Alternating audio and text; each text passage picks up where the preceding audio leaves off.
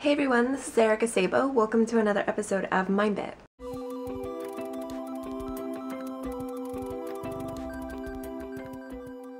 Hey everybody, I hope you are well. Today is a very rainy day here in Toronto, but a great day to relax and to be able to reflect on everything that's been going on personally in my life, because it's been kind of nuts. It's kind of nuts. Especially this week, already started out pretty busy because I regularly guest blog for a really awesome tech organization here in the city called FITC. So I usually am assigned different talks that I'm interested in covering, and I do recaps of them, and I do a lot of live tweeting, which is something you might have noticed on my Twitter if you do follow that. I was doing a lot of that, and I'm just trying to engage conversation. So that all in mind, I got to go to a lot of talks with some really inspiring, amazing people that I love. Like Yuko Shimizu is probably one of the biggest ones. You might be familiar with her with any of the pictures that I'm posting up right here, but she did the cover for the Unwritten series from Vertigo. She does a lot of editorial illustrations for very popular magazines. She's really amazing. Sue Wen, she's a really great multimedia artist, and she does a lot of like audio-visual experiences. And then there are people like James White, who does just really very cool passion projects on everything that he grew up with and loved. And I primarily cover the Inspire section of FITC. It covers programming. There's just very deep-rooted technology talks, and then we have things that are much more creative-based, such as the ones that I typically cover because I'm very much into visual design. So this kind of got me to thinking this week, aside from my weekly vlog that I usually do, and my top 20 anime of all time, which I'll be posting on Friday, I was thinking, what else am I going to post this week? And I wasn't really sure, and it's something that I was really hoping to get done sooner than later, and it kind of just fell upon me while I was at FITC and listening to all these people talk about their inspiring lives and that sense of human potential, and what they've been able to achieve in all these years and all the mistakes they've made and how they've come to be the people they are now. And so it made me think, you know what, I get this asked actually a lot in how I became the person I am today, and how I'm able to do the things I am with my channel, and how I've been able to grow my channel the way I have. So I figured, you know what, maybe this will be a really great opportunity to organically do something like that, to be able to tell you guys a bit about myself, how I started out in my creative sphere, and how I came to do the things I do now with YouTube, and some tips I can offer all of you too. So I guess let's get started. Now, I'm not going to delve too deep into my personal life because I do like to keep that kind of thing private to an extent. You know, I am somewhat of a secretive person, and it's something that certain things I can only tell to people that I'm very, very close with. But at the same time, I know that there are certain things and certain topics that I can express, and certain things that I've experienced in my life that might be an inspiration to some people who don't feel like they have the inspiration they need. People who might have had a really hard time growing up, and they don't really know how to cope with those issues. And that's something I had to do a lot growing up for myself. I grew up in a very financially secure family. However, there were other things that weren't so secure, and that had to do especially with emotional security. Growing up, I had to deal with alcoholism in my family. I had to deal with abuse, both physical and emotional, and it really takes a toll on you when you're very young and you experience these things. Not to mention a very sheltered childhood compared to my sister, who was like a lot older than me. So I always felt like I always felt alone, I guess. Let's put it at that. And so I was not necessarily totally introvert. I was very social when I was in school, but I wasn't allowed to hang out with kids. I felt like an only child because there was such a big age gap between me and my sister, and I just never got that support from anybody else in my family as I would have hoped. I was very close in certain respects to my family, and then in other ways I was very distant. I had no real emotional attachment in certain respects. And so it was very hard for me, and so typically when I was at home, I would do things by myself.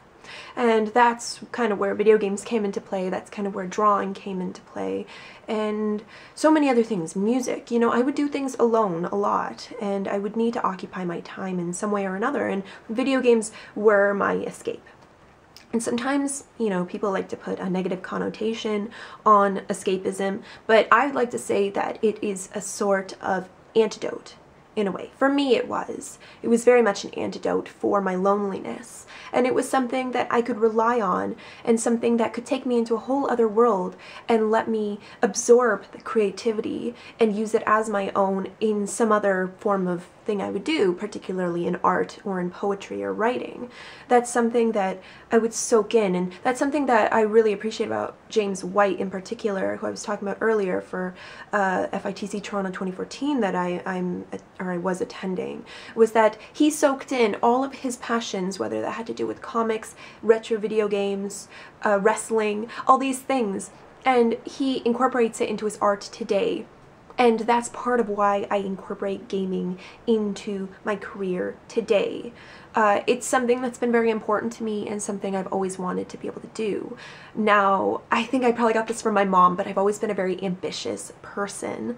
And to be able to live my dreams is something that I've aspired for a long time now. Now, some people have their own opinions about this, and it can be pretty controversial when you think about it, because some people consider people like that to be sellouts, but I don't see anything wrong with trying to pursue your dream career. I think that it's a very noble thing to do, and I think it's something that not enough people in the world typically try to do. Now, since I did have a difficult childhood, because I was very lonely, because I was very emotionally hurt in a lot of ways, I needed something, an outlet to keep me busy, something to drive me forward. And for some reason, you know, not only gaming, but just like there was this inner need for me to achieve something greater in my life, to prove to myself that I can fight this, that I can stand up on my own 2 feet, and that I can can move past all of this.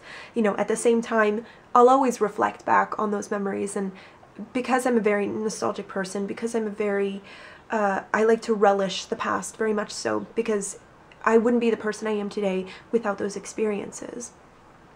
So that was the first part of my life, and that was something that that really helped me realize what my creative outlet was, and helped me realize what my passions truly were.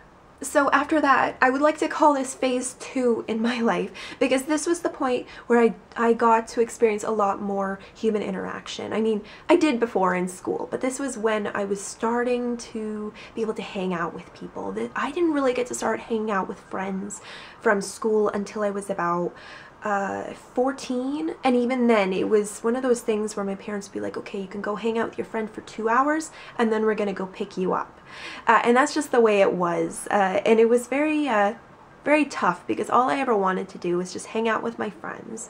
I was very naive about this kind of stuff, because the only life I ever knew was the life that I knew in school, and then I realized how different things would be when I went and I hung out with these people and I really got to know them better. So there was a lot of good and bad in this experience. I was a doormat most of the time, but I was so in need of connection, and I needed people to connect with in terms of my interests at this point. It was definitely gaming and anime. And it was something where I needed that connection. I needed a sense of belonging. Like I said, very social in school, always was, luckily, despite the fact that I probably could have easily been a very introverted person, but I'd like to think you can be a little bit introverted and a little bit extroverted at the same time. But something that I eventually learned is that I can't trust people as much as I do. I'm a very trusting person to a fault, and it's something I had to learn the hard way, particularly after I finished high school. When I was 17, there were some bad things that happened to me, and this was a moment of change, and this really helped me relish change and realize that change is a very important thing in people's lives.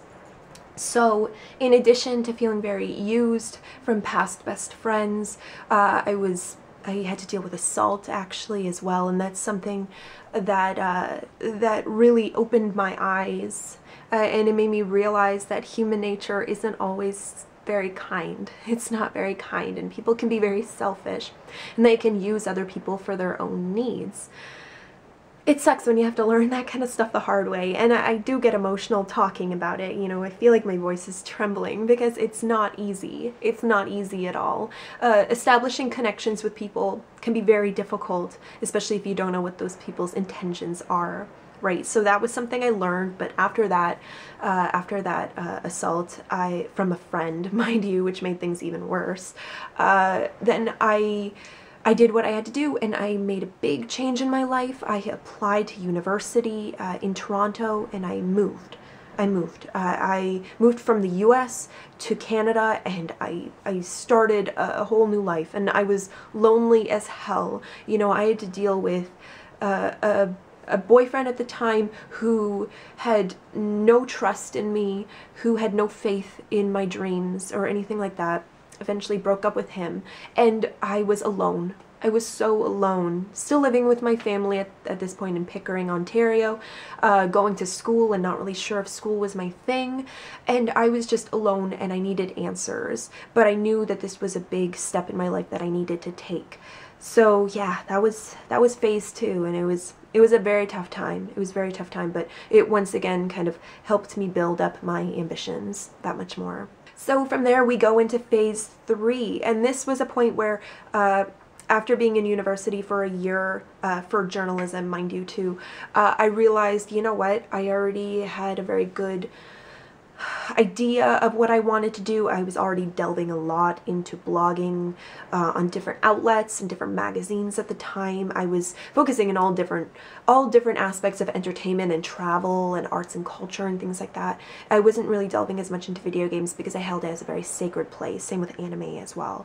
But I decided to drop out of school because I knew what I wanted to do, and I felt like school was holding me back. For some people, school works really well. I'll admit, I think it works really well for some people, but for me, someone who is already very self-motivated, someone who knows what they want to do in life, the fact that if you feel like you're being held back when you're in school, that's a bad sign. That's a very bad sign, and so I had to leave.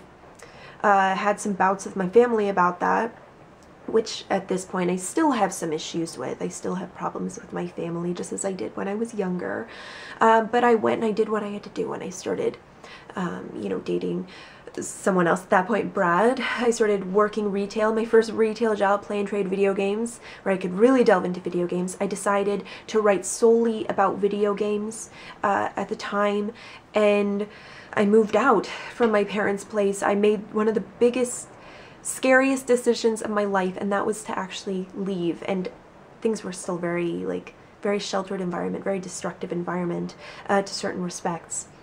So it really hurt to leave at the same time because they're my family, and they're still my family regardless of what's going on and what kind of history we had to experience together. But it was something that that was very difficult, but I took that jump, and I'm really happy I did, and now I'm living in this apartment here. But within phase 3, I also realized that sometimes your dreams aren't always what you think they're going to be. So this has to do with gaming blogging in particular, and my realization of how the gaming industry itself is something that I thought was something else completely, and I thought game journalism would be something else completely as well, in terms of the people I work with. There have been some amazing people I work with, and then there are some that have been a bit more on the questionable side, and it really deterred me from pursuing it further, and it really lowered my confidence, and it lowered my ambitions, and I felt so like run down after a while. And this was even up until recently. I felt very run down working as a game journalist. I felt like I wasn't achieving as much as I wanted to. I felt like a broken record in a lot of ways, and I made some big mistakes that I wish I didn't make, but was part of some of these bad experiences I had, and was part of what made me lose confidence in myself. So I was working for a corporate tech blog at the time, and things just weren't working out for me. And so I left it entirely as a way for me to brand myself. I realized that I can't hide behind an outlet, that I need to do this for myself, and I need to see where I can go by branding myself in my career, because this is something that I still want to turn into a career. For a long time I didn't want to do YouTube at all. I wasn't interested in the idea of it, but then I slowly transitioned into it last year from blogging, and I still do some blogging, but for the most part I stick with video now because I am more comfortable with it, because I can be more myself in video. It's something that I did not realize initially. I didn't realize until a few months ago how much I should care about being on camera and talking to all of you. It's very, very important to me. Very important to me that I can get this message across and I don't have to worry about a filter. I can just say what's on my mind and give that raw emotion and that passion and tell you all what it's like, what it's really like, and what it can be like. And no matter how bad things can be, you can still fight. You know, there's so much more to life. There's so much more, and that human potential is insane, and I love it. I love it. And being on camera gives me that high, like this natural high that I am very happy with, and I'm happy that I can do something like this. So being on YouTube has taught me a lot, and it has taught me a lot in the perspective of me wanting to turn this into something. And I think the reason why I was able to grow my channel the way I have in the past year is because of some of these realizations and some of these things, these very important tips that I'm going to share with all of you. There are plenty more, and there are plenty more videos on YouTube that you can find regarding this. And if my particular tips don't work for you, it might work for somebody else at the same time, or maybe you should check out another person's video in terms of tips. You know, there are a lot of different tips out there, and there are a lot of different perspectives out there too. But here are just a few, seven in particular, 7 tips that have worked for me very much in terms of branding myself, in terms of turning this into a career, this silly dream, but something that I've wanted to pursue more and more and more the longer I've been doing this. You know, it's something that I really want to share with all of you, and there's still a long ways to go. There's still a long ways to go. I'm at 5,500 plus subscribers now, and there's still a ways to go, but let's get started. So number 7, be reasonable with your expectations. Don't expect your videos to go viral overnight. Don't expect even for the first half a year that you'll be getting the kind of views that you're wanting. I know for a long time I was even happy with just like the smallest amount of views. It could be like 100 views in a week, and I was beaming. I'd be so happy, and it's hard to imagine that I've gotten to the point I am today, where within a few days I could have hundreds and hundreds and hundreds of views. Close to 1,000 even. It's getting to that point where within a day I can reach that amount. So what I want to say here, and something that I want to share with all of you, is be patient, but be committed. Most of all, is be patient but be committed. It's a difficult path to go on, but sometimes finding that sense of challenge makes things that much more rewarding in the end. So don't set your expectations too high, but don't set them too low either. Don't exactly expect failure, but don't expect success. Stay somewhere in the middle, and you're sure to be a lot more happy in the long run, and you won't be so bewildered, and you won't become so jaded after all of it too. That's a very important part of YouTube, and it's not exactly something that will be, you know, your ultimate solution at the end of the day. Things might not actually work in the end for you. Maybe you'll realize that it's not really a place for you, but you might actually realize that it is. Who knows, right? So number 6 is learn from your mistakes. Always learn from your mistakes. This is probably one of the most important lessons. One of the most important is to learn from those and work up from those. Mistakes are not bad. You know, a lot of people want to think that making mistakes it has a negative connotation to it. It's something that you should try and avoid as much as possible, but you have to kind of relish making those mistakes. You need to experience those things in order to become a better person. This can apply to anything in life. This can apply to life itself. This can apply to other forms of work, as can all of these other tips that I'll be offering. But in terms of YouTube, be willing to make those mistakes. I look back at some of my older videos and I'm a little bit embarrassed by them, even like back to like my top JRPGs on the PS3. I look back at videos like that and I get a little bit embarrassed because I was trying very hard to figure out my voice and trying to figure out through other YouTubers what I should do, whether I should be myself completely or whether I should take on traits from other people and morph it into my own. So there are certain mannerisms that I noticed I was expressing that weren't actually my own and things that weren't very true to me. So in the end, I realized that from those mistakes, I need to really just be myself and talk in a very, and I think one of you mentioned this in a very great way, that I tend to talk in a sense of stream of consciousness. It's just the way I've always been, and I've always enjoyed stream of consciousness talks, right? So this is something that helps me express my thoughts and expresses my passion at the same time. It's very uninhibited, and I like uninhibited emotions a lot, and I respect those kinds of emotions. So, you know, I probably wouldn't be where I am today if I didn't make mistakes, so please, you've got to relish them. You've got to relish them. That leads me to number 5. Relish the changes and adapt yourself to your surroundings. This has to do very much with number 6, where you have to want to make mistakes. You have to make mistakes just in general. You don't even, like, it's not even something that you can purposefully ask for. It's just something that happens. But with those mistakes come change, or if you want them to come, right? Like, change is very important because change means that you realize that there's something that might have been going on in your work environment or in the way you're making videos, in particular style or your editing and things like that, that you don't necessarily like. You know, you want to do something different, you want to change it up, you want to update yourself in certain ways. And I always want to update myself. I always want to push myself to the next step. I always want to, like, just keep moving forward and keep doing better each and every time. And I think that this is a really great thing. And I love change just for that. I think that you need to adapt. I think that you need to do research and watch other YouTubers or watch other people who are passionate about things that you're passionate about, or just people who are passionate in general, and find what makes those people tick. What exactly about them is making them to be so successful, or what about them do you enjoy? What about them do you respect? And then find within yourself. And you really have to dig deep sometimes. You really have to dig deep.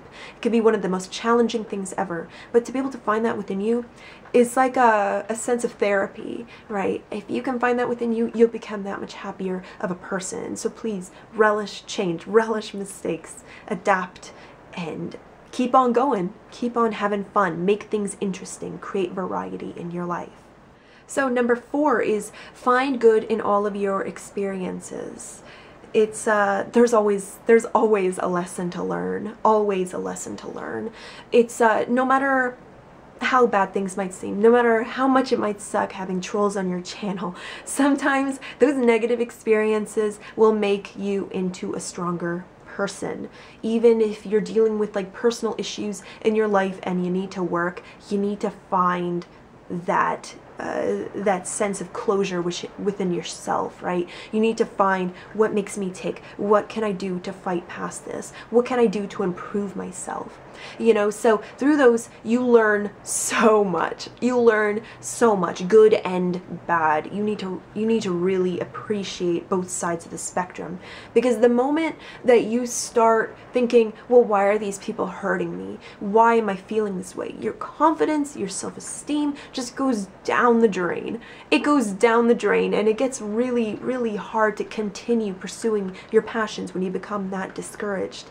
It's really tough at that point, and you will become easily discouraged that way. And I think that's why a lot of people stop doing YouTube videos, is because they become so discouraged by negativity all around them, whether that's through commenters, whether that's through life itself, whether that's through anything. You know, it could be anything, but you can't let yourself do that, and you need to find inner happiness despite everything that's around you, because frankly, no one else matters. You know, like, of course you're trying to engage with other people who are positive around you. That's very important. But at the end of the day, it's all about those people to an extent, yes, but you can't dictate who you are by the things those people say. You still are your own person, and you can't let anybody change you, no matter what.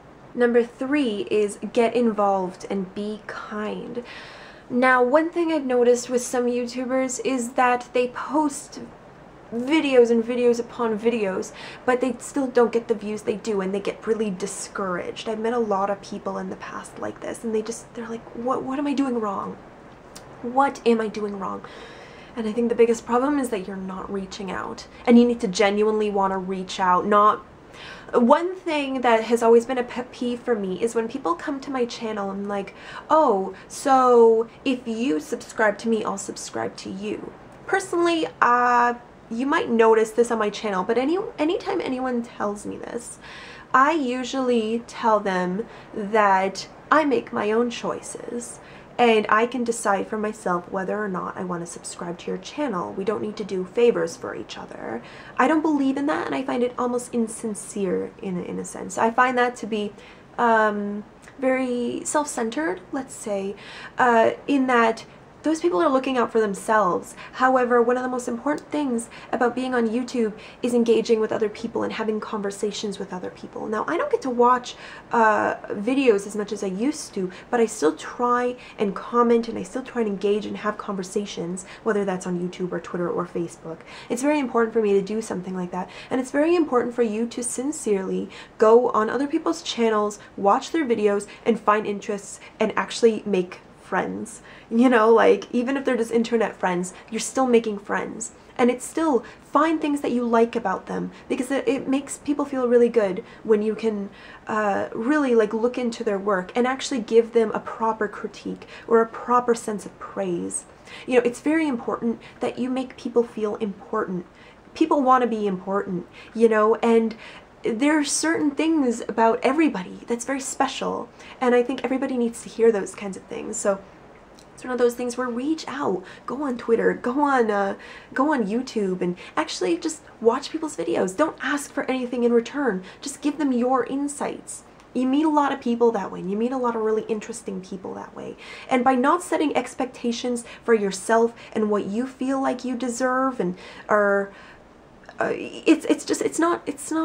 it's not worth it. And it makes it sound very privileged too. It's not worth your time to have those sort of expectations for yourself. You should be giving back. You should be reaching out to all these people. It's so important that you do stuff like that, because you end up building really amazing relationships with people, and it helps spread your channel that much more, because people want to help in return. There's a lot of people out there who want to help, you know, but you have to want to care for those people genuinely. It's very important that you do that. That will also lead me into things like branding. Branding isn't for everybody. It depends on how far you want to take things like YouTube. For me, I want to take it very, very seriously, and I want to turn it into a career, even if it once seemed like a pipe dream. It's very important for me to brand myself. So on another side of things, on the other side of the spectrum, things like integrating Twitter, having a Facebook fan page, while talking to people on YouTube, posting on forums, having your own personal blog to go alongside your YouTube, which I am actually contemplating right now. These are all things that are very important if you want to take this into a very business way, right? It's very important that you try and integrate as much, and you try and get as familiar with social media as you can, because the more familiar you become, the more reach you can build up for yourself. So that's just something you might want to consider. So number 2 is a very important one, particularly if you want to pursue something as a job, whether that has to do with game blogging or it has to do with making YouTube videos, and that is to not undercut yourself. This has to do with being paid in whatever shape or form. That could be paid by getting a gain. That could be paid by actually getting paid to do a sponsored video, or it could be you get to go to an event for free. You know, like media passes and things like that, review copies for things. It's very important that you make sure that you have that sense of worth within you. It's very important because there's a, like, let's say, with game blogging, there are a lot of things where I realize, like, no matter how good you might be, sometimes the only opportunities that are available for you are voluntary based, you know, and it's being volunteer is fine, especially when you are starting out. You want to build your repertoire before anything else. There's nothing more almost unsettling and upsetting as well when you've been in the industry for years and you're still being told, no, we can't pay you. You know, like, you should not set those expectations for yourself. And I feel like in game blogging in particular, you see those things more and more and more, where there's a volunteer basis, because more people are okay with it. And that's a big problem. That is a very big problem. And we can't let that kind of thing happen, because people lose opportunities, and people who deserve so much more don't get the opportunities they deserve. It's not fair for the industry in general, and you can say the same thing about YouTube as well. Something that I've cared very deeply about is still, like, it's nice that I have that backing with gaming blogging and have that history of it for the past 4.5 years. But if I didn't have it, I would still be searching for other ways in order to be paid to an extent, right? Now, I want to take that even further. Some people like to say that's you selling out, where you actually want to go and make a living doing something that other people do for free, you know, but I don't see it that way at all. I see it as a direction that we need to consider. I see it as something where the moment you undercut yourself, the moment you're screwing over so many other people and you're screwing over their self-worth, this has to do with human potential. This has to do with, you should actually, like, for the amount of work that a person might do making videos each week, they deserve some kind of pay for this, whatever that kind of pay may be. It's very important. Like, me making videos each week, doing 3 a week, that takes quite a bit of time, and that is like a part-time job for me, and I don't get paid very much each month considering. However, I am still getting paid through monetizing my content, and it's you know, and then also considering review codes and like how much it is for that particular game. And of course I still need to spend a lot of money to be able to do the things I do. However, to be able to have things where I know I earned this review code, or I was able to earn these, you know, the amount I get from monetizing my videos, is a very important and liberating thing. So it's something to consider. It's definitely something to at least consider in your mind. Like, the amount of work you do you think you deserve money for this? Do you actually think that it's worth it? I think so. I think so. And it's a mindset that I've had to grow into, because I used to be very passive about it. But I think it's something where you deserve to earn something from all of this, because that's still work. It's work is work, and everybody deserves to be paid to some extent or in some shape or form. So, you know, like, it has to do with sort of self-respect, right? Like, think of it in that way, and you might come to a realization, you know, kind of like how I have with myself. Now, my number one tip I have to offer, regardless of the work environment, no matter what, is to not compromise what you believe in and stay true to your passions. This is very important. This is something that I've had to learn the hard way. This is something that I didn't always get to experience. This is something where I've made compromises with myself. I don't like to talk about those things because I feel very strongly about my beliefs, but this has to do with number 6, where you need to relish mistakes. You need to accept that mistakes will happen. And I've made a lot of mistakes, and they have affected me in some really extreme ways, right? But through those experiences, you need to want to change, and you need to want to realize what you really want in life and what truly makes you happy. And that's why there are certain people I don't work with anymore, because I felt like they were trying to tell me what I should and should not be. And I don't believe in that whatsoever. And you should never, never allow someone to tell you that. You should never allow someone to tell you what you should or should not be in life, whether that has to do with your daily life or your work life, or even having something like a hobby, like doing YouTube. Like, don't ever let anyone tell you those kinds of things, right? Never, never, never. There's a difference between someone bullying you in that way and someone actually critiquing you. You should respect critiques, because sometimes those can really help you, and those can help you become a better person, a better role model, a better YouTuber, a better writer, a better anything. You know what I mean? That's very different. But when someone is actually telling you that you should compromise what your beliefs are, that's something else entirely. That's something you need to look out for, because the moment you do that, the moment you'll start sinking into this deep